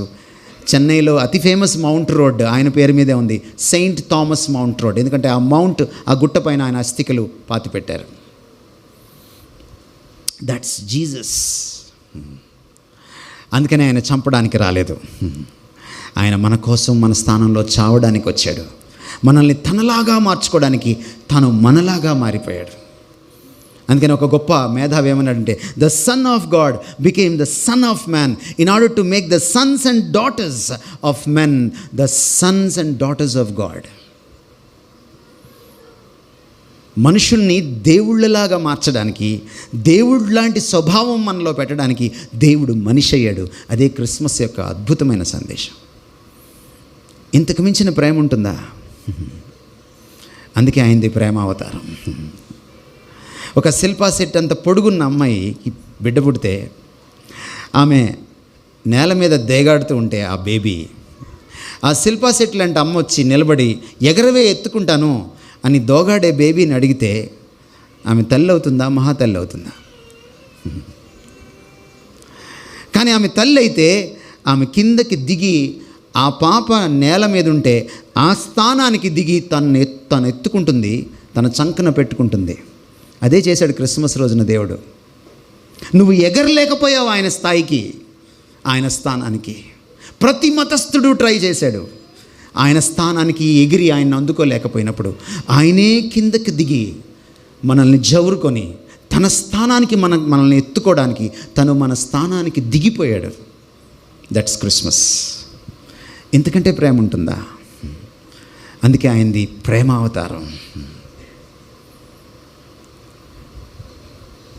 యేసుక్రీస్తు ఈ లోకానికి వచ్చినప్పుడు అందుకనే నన్ను కూడా పూజించు, నేను కూడా అవతారాన్ని, నేను కూడా మార్గాన్ని స్వర్గానికి అని చెప్పలేదు, నేనే అన్నాడు. అందుకనే, ఎందుకంటే ఆయనకి సాటి లేడు.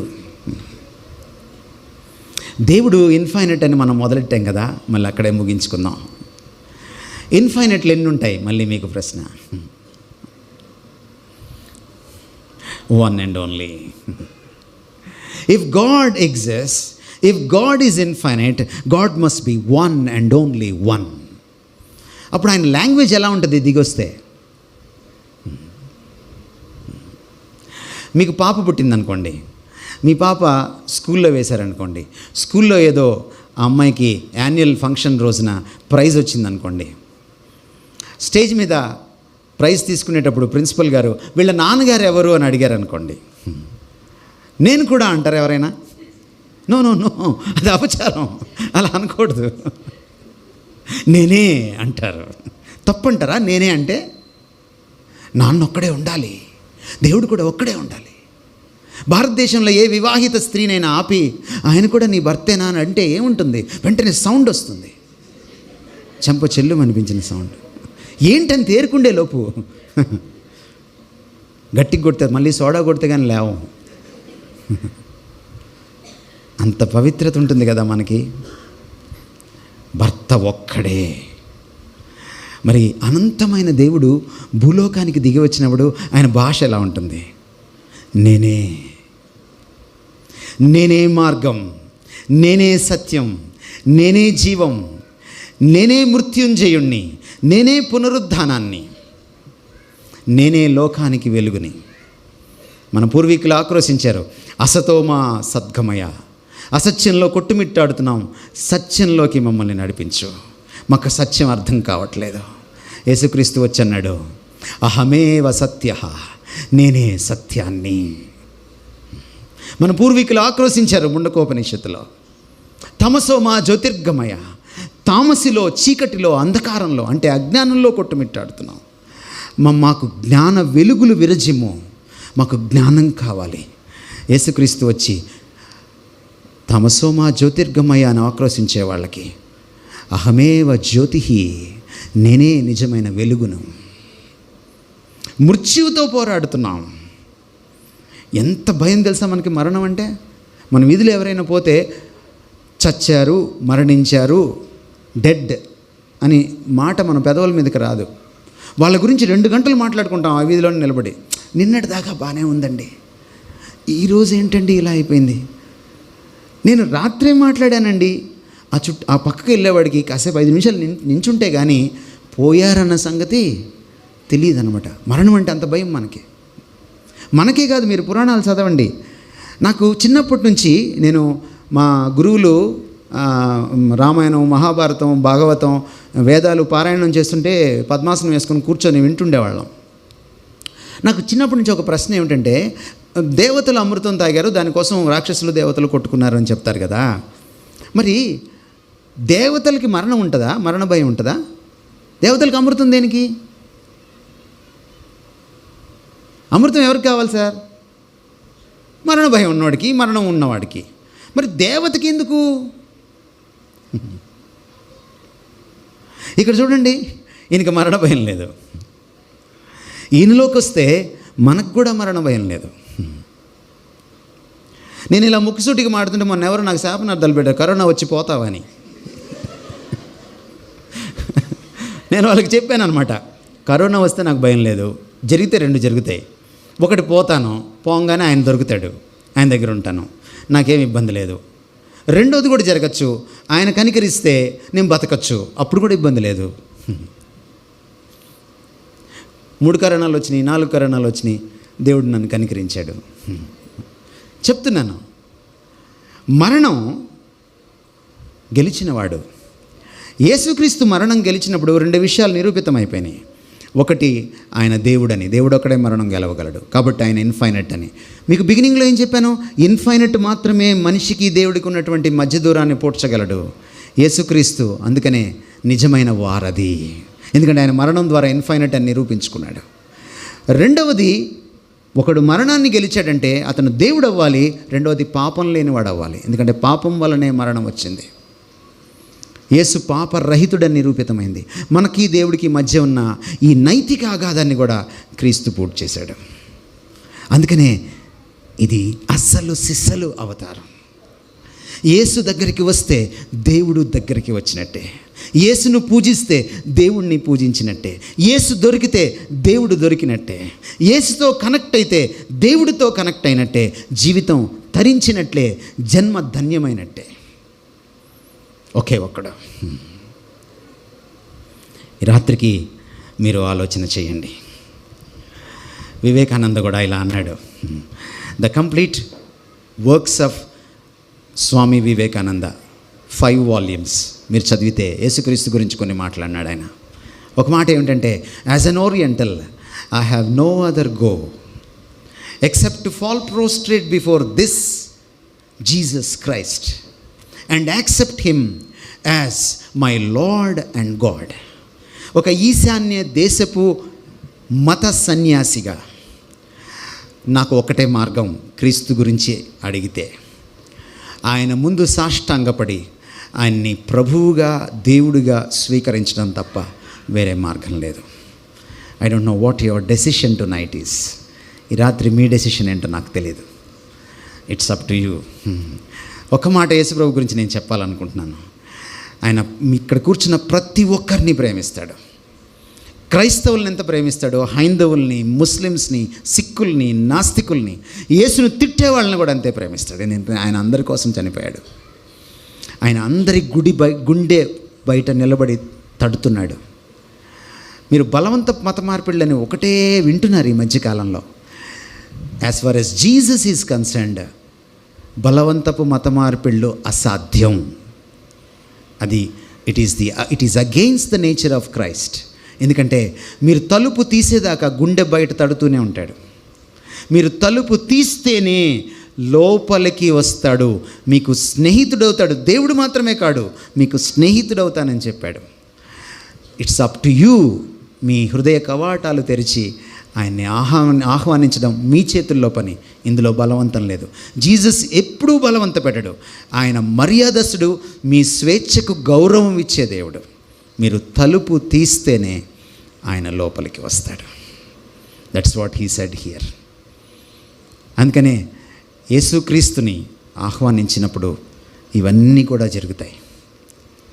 మనం పుణ్యాత్ములం అవుతాం. దానికోసం ఏవేవో చెయ్యక్కర్లేదు. మన గుండెల్లో ఆయన దేవుడు అవుతాడు. మనం ఆయనకి నడిచే దేవాలయం అవుతాం. దేవుడు దొరికినప్పుడు అన్నీ దొరికినట్టే, ప్రపంచమే దొరికినట్టే. భువనాంతరాలు, విశ్వ బ్రహ్మాండాన్ని చీల్చగలిగిన దేవుడు నీ గుండెను చీల్చలేడా? కానీ నీ గుండె బయట నిలబడి తలుపు తట్టి తెరుస్తావా అని అడుగుతున్నాడంటే ఎంత ప్రేమమూర్తి, ఎంత ఆయన మర్యాదస్తుడు, ఎంత నీ స్వేచ్ఛను గౌరవించేవాడు. ఒక్కసారి ఆలోచన చేయండి. మీరు ఒక తల ఉంచితే చిన్న ప్రార్థన చేసి నేను ముగిస్తాను.